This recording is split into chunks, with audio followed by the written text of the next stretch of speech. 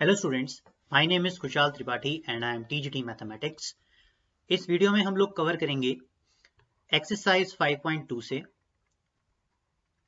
Question number 8 from 10th class NCERT. Start करने से पहले अगर आप मुझे इंस्टाग्राम पे फॉलो करना चाहते हैं then this is my page maths brats, और अगर आप मुझे टेलीग्राम पे भी कनेक्ट होना चाहते हैं then this is again my channel name Khushal Tripathi. So let's start this question. So this is a question.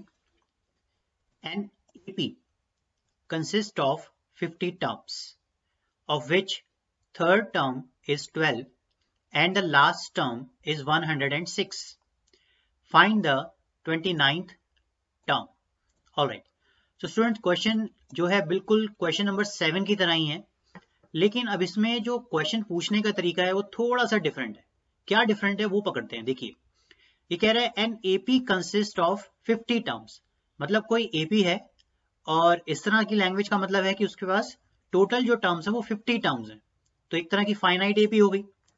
Of which third term is 12, यानी कि ऐसी एपी जिसके अंदर 50 टर्म्स हैं उसकी थर्ड टर्म तो है 12 and the last term is 106, और उसकी जो लास्ट टर्म है वो है 106। तो हम यहां से सीधा सीधा क्या सोच सकते हैं, समझ सकते हैं कि अगर किसी एपी में 50 टर्म्स हैं और उसकी लास्ट टर्म 106 है तो इसका मतलब हमें 50th टर्म पता है, that is 106। Then find the 29th term of this AP. Alright, बिल्कुल प्रीवियस क्वेश्चन की तरह है। तो सबसे पहले हम यहाँ पे गिवन लिख लेते हैं। गिवन इज A3 मतलब थर्ड टर्म, तो थर्ड टर्म को आप इस तरह से रिप्रेजेंट करते हैं A3 is equal to 12। Alright, and 50 term, उसके अंदर टोटल 50 टर्म है जिसमें लास्ट टर्म 106 है, तो आप कह सकते हैं A50 is equal to 106। Alright, and we need to find 29th term, so you can say A29 हमें फाइंड करना है, मतलब उसकी 29th टर्म को हमें फाइंड करना है। तो जैसा मैंने आपको प्रीवियस क्वेश्चन में बताया था, हमें पहले लीनियर इक्वेशन बनानी होंगी। कैसे? फर्स्ट टर्म और कॉमन डिफरेंस को लेट करके एंड देन फिर हम 29 टर्म को फाइंड करेंगे। ऑलराइट, तो चलिए शुरू करते हैं। यहां से आप लिख सकते हैं solution. Now let the first term be the first term be small a and the common difference be the common difference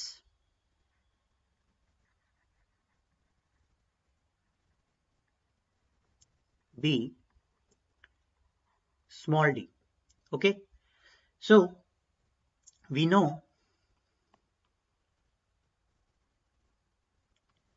an is equal to a plus n minus 1 into d। यहां तक तो बिल्कुल clear है। अब बात करते हैं, अगर an is equal to a plus n minus 1 into d है तो a3 को हम कैसे लिख सकते हैं? वी कैन से a3 is equal to a plus 3 minus 1 into d।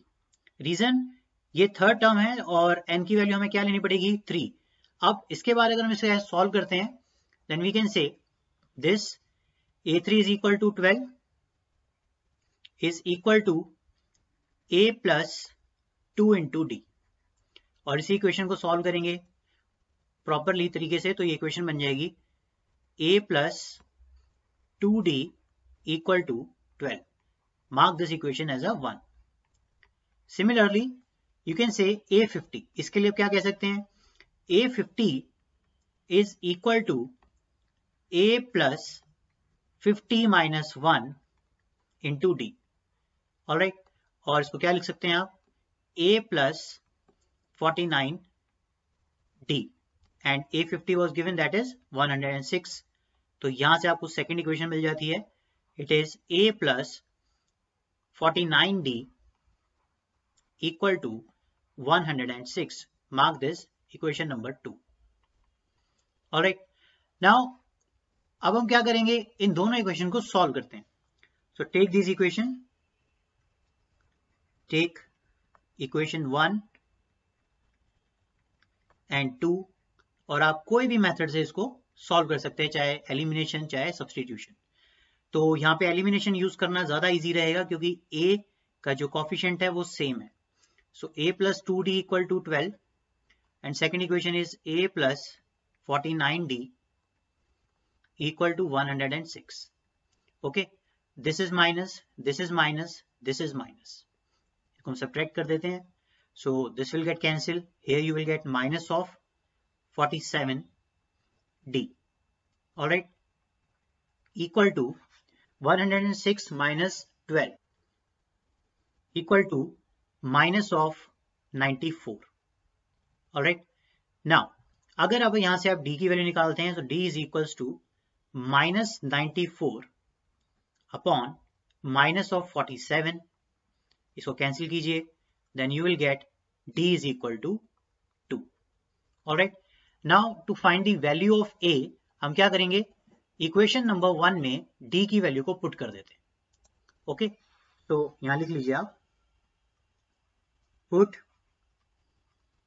Value of d in equation number 1 and first equation is this a plus 2d equal to 12, d is equal to 2, so put it here, a plus 2 into 2 equal to 12. So a plus 4 equal to 12. So a is equal to 12 minus 4. You can say a is equal to 8. Alright. अब देखिए आपके पास common difference भी है और first term भी है, तो इसकी हेल्प से हमारे पास मिनिमम इंफॉर्मेशन आ चुकी है। इसकी हेल्प से हम क्या करेंगे, जो 29th टर्म हमें फाइंड करनी है उसको हम फाइंड करते हैं। ऑलराइट, और फाइंड कैसे करेंगे, और फाइंड हम करेंगे की हेल्प से, that is n is equal to a plus n minus 1 into d की हेल्प से। ऑलराइट, सो यहां लिख दीजिए, so an equal to a plus n minus 1 into d. Okay, so a29 is equal to a plus 29 minus 1 into d. Okay, so a is equal to 8 plus 29 minus 1 28 into d is equal to 2. Okay, अब अगर आप इसे solve करते हैं तो 28 into 2 कितना हो जाएगा, दिस इज 8 plus 56. ऑलराइट, और अब आप इन दोनों को ऐड कर देंगे तो वैल्यू क्या आ जाएगी आपके पास, दिस इज 64. ओके, अगेन इसका क्या मतलब है, इसका मतलब ये है कि ऐसी एपी जिसकी थर्ड टर्म, जो कंडीशन हमें गिवन है वो हम देख लेते हैं, जिसकी थर्ड टर्म 12 है और 50th टर्म 106 है, उसकी 29 टर्म क्या आ रही है, उसकी 29 टर्म आ रही है 64. एक बार मैं आपको फिर याद दिला देना चाहता हूं, जब भी आप ये इक्वेशंस बनाएं तो ये देख के चलें, ये जो वैल्यू है वही वैल्यू n की होती है। ऑलराइट, तो चलिए अब लिख लेते हैं अपना फाइनल आंसर।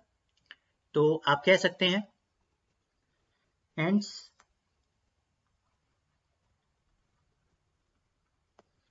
29th term